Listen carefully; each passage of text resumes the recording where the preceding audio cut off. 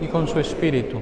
Lectura del Santo Evangelio según San Mateo. Gloria a ti, Señor. En aquel tiempo Jesús tomó consigo a Pedro, a Santiago y a Juan, el hermano de este, y los hizo subir a solos con él a un monte elevado. Allí se transformó en su presencia. Su rostro se puso resplandeciente como el sol, y sus vestiduras se volvieron blancas como la nieve. De pronto aparecieron ante ellos Moisés y Elías, conversando con Jesús. Entonces Pedro le dijo a Jesús: Señor, qué bueno sería quedarnos aquí. Si quiere, haremos aquí 3 tiendas, una para ti, otra para Moisés y otra para Elías. Cuando aún estaba hablando, una nube luminosa lo cubrió de ella y salió una voz que dijo: Este es mi Hijo muy amado, y que tengo por toda mi complacencia. Escuchen. Al oír eso, los discípulos cayeron rostro en tierra, llenos de un gran temor. Jesús se acercó a ellos, los tocó y les dijo: levántense y no teman. Alzando entonces los ojos, no vieron a nadie más que a Jesús. Bien trabajaban de nombre, Jesús les ordenó: no le cuenten a nadie lo que han visto, hasta que el Hijo del Hombre haya resucitado de entre los muertos. Hermanos, esta es palabra de Dios. Gloria a ti, Señor Jesús.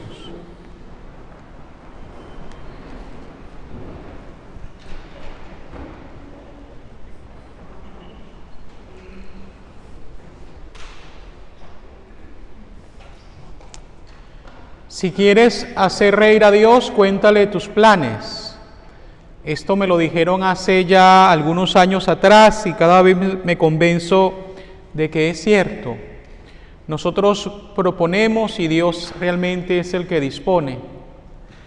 Vemos en la primera lectura de este segundo domingo de Cuaresma cómo el Señor le pide a un hombre anciano dejar su tierra, irse a un lugar nuevo, creyendo en su promesa para comenzar de nuevo.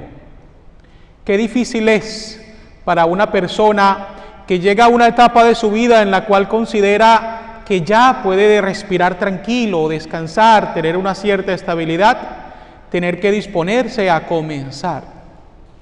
Hace unos años atrás, precisamente en esta iglesia, conocí a un matrimonio. Ellos estaban alrededor de sus 60 años y llegaron a este país debido a dificultades que tuvieron en su país de origen.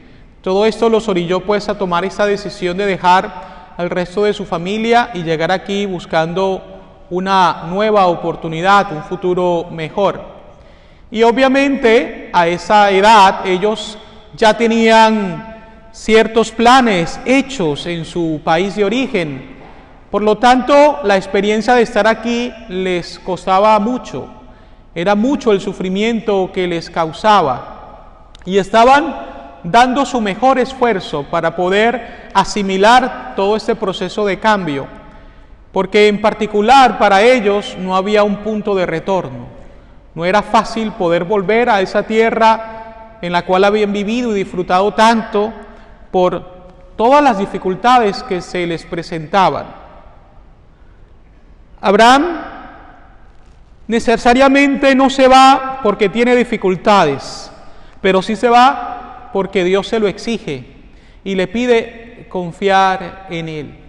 Esto nos enseña que el Señor siempre va a tener un plan nuevo para nosotros. Y la mejor respuesta ante el plan de Dios no es la rebeldía, sino la docilidad. Porque lo que podemos creer nosotros tal vez es bueno, pero lo que Dios quiere es siempre mucho mejor para nosotros. Pongámonos pues en camino cuando el Señor nos invite a seguirle, sin cuestionarle. Por el contrario, creyendo entonces que Él lo que desea para nosotros es nuestro mayor bienestar. En la segunda lectura, San Pablo invita a Timoteo a asumir los sufrimientos que causa la predicación del Evangelio. Y esto es muy interesante que nosotros lo tengamos presente, porque en ocasiones se nos olvida que nuestro Mesías, nuestro Salvador, tuvo que padecer la cruz, la muerte en cruz, para después resucitar y de esa manera reconciliarnos con el Padre para llevarnos al reino de los cielos. Nos molestamos incluso cuando se nos maltrata, cuando se nos trata con indiferencia, sobre todo por el hecho de ser cristianos.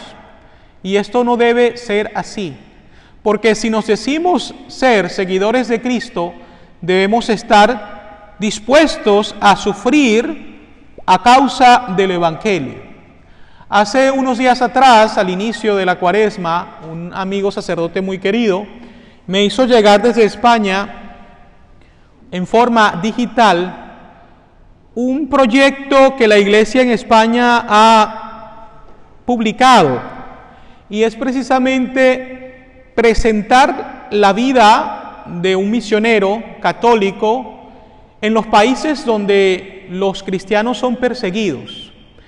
Y todo lo que tienen en común estas personas es que han muerto a causa del Evangelio.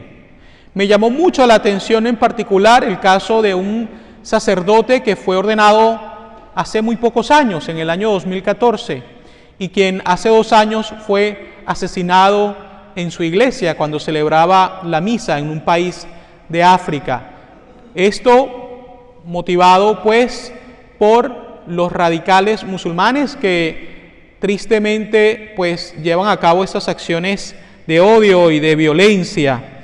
Obviamente no podemos generalizar, porque hay tantas personas de buena voluntad, incluso en la religión musulmana, pero lo cierto es que también existen estas corrientes radicales que llevan a cabo pues ese tipo de actos tan tristes que dejan tanto dolor.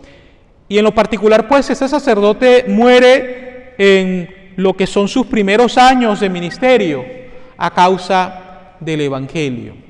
La realidad es que, si bien es cierto, también en este país tenemos nuestros desafíos para poder vivir y practicar nuestra fe, no es comparable con aquellas personas que se encuentran tal vez en el Medio Oriente y, repito, algunos países de África en el cual su vida literalmente corre un gran peligro. Y es por eso que nosotros debemos hacernos sensibles ante esta realidad y apoyarles con nuestra oración, y si, incluso de manera financiera cuando esto es también posible. Pero por otro lado, debemos entonces asumir esas pequeñas cruces y sufrimientos que se nos presentan, pues con alegría y con esperanza, porque al hacerlo nos estamos dejando configurar con Cristo nuestro Salvador, quien sufre una cruz injusta con tal de ganarnos, pues, repito, la reconciliación con el Padre y la salvación eterna. Cada segundo domingo de Cuaresma se lee también el texto de la transfiguración de Jesús en el monte Tabor, y es un texto muy significativo. Tengamos en cuenta que Jesús ya había anunciado su pasión, muerte y resurrección. Esto había generado en los apóstoles un gran temor, un gran desánimo, y por eso Jesús decide llevarse a 3 de ellos, Pedro, Santiago y Juan. Los sube a esta montaña despejada y ante ellos se transfigura para mostrar en sí todo su poder y que ellos puedan asegurarse de que Jesús es el Mesías y de que vale la pena no solamente seguirle, sino estar dispuestos a dar su vida por él cuando este momento llegue. Y efectivamente así fue con los apóstoles.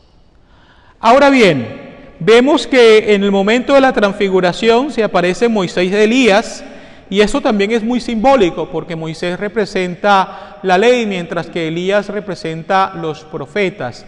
Este es otro signo, pues, bastante fuerte de que en él, en Jesús, se encuentra el Mesías prometido. Ante esta visión tan hermosa, Pedro exclama: Señor, qué bien se está aquí. Vamos a hacer 3 cosas. Y fíjense que es interesante porque inmediatamente después de que Pedro habla, viene la voz del Padre desde el cielo, diciendo: este es mi Hijo amado, en el cual me complazco, escúchenlo. Más que hablar, Dios nos exige escuchar.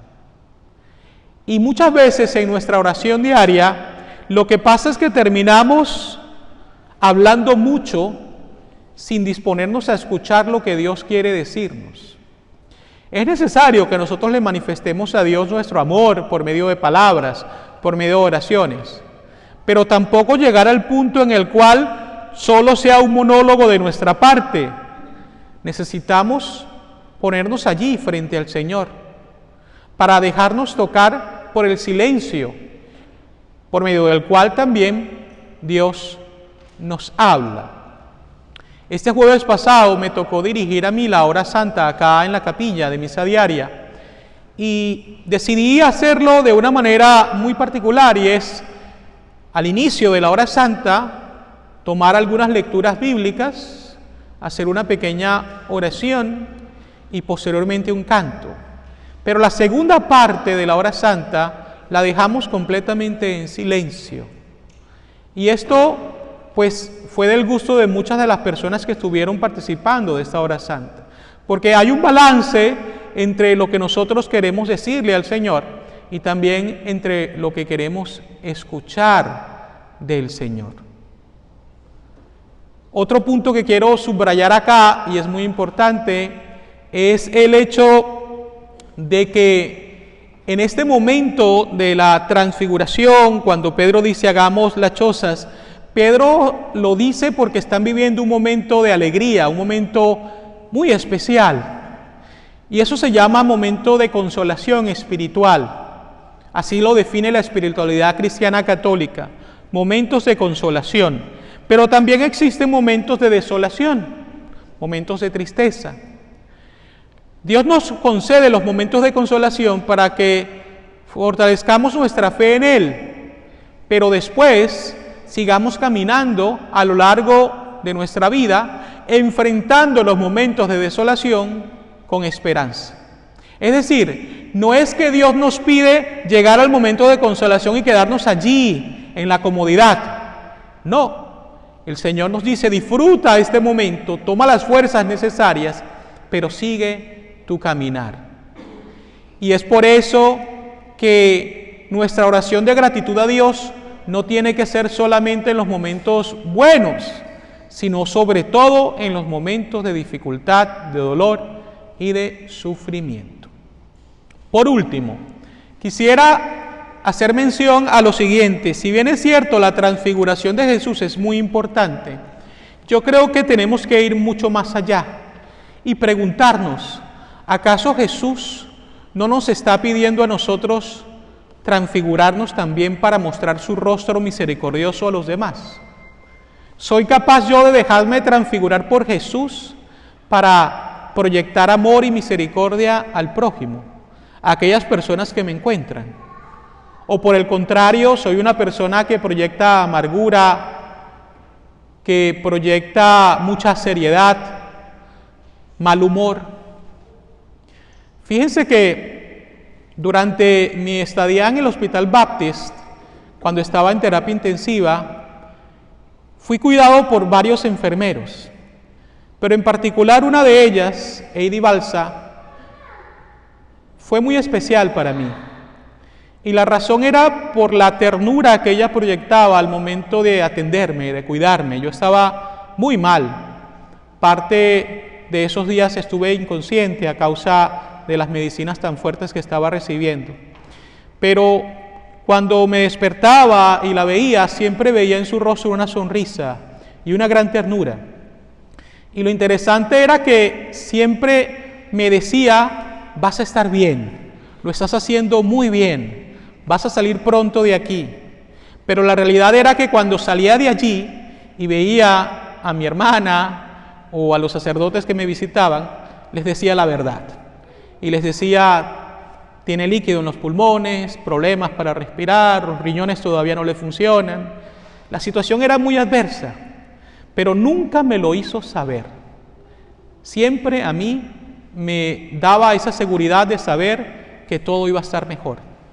Y hace unas pocas semanas, cuando fui al hospital para una cita médica, aproveché de pasar por la sala de terapia intensiva para saludarla. Y en ese momento le dije, me acabo de enterar hace unos días que a pesar de que siempre me decías que todo iba a estar bien, cuando veías a mis familiares les decías que yo estaba muy mal, porque nunca me dijiste la verdad. Y sonriéndose me dijo, porque mi trabajo era hacerte sentir que todo iba a estar bien. Tú no tenías que enterarte de lo mal que estabas. Yo quería motivarte para que tú siguieras luchando por tu vida. ¿Por qué les traigo a colación este ejemplo?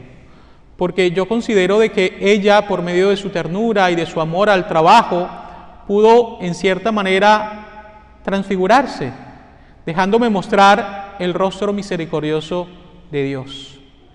Cuán importante es que nosotros dirijamos una palabra de consuelo y de fortaleza a una persona que está enfrentando momentos difíciles. Esto puede marcar la diferencia entre que esta persona viva o muera.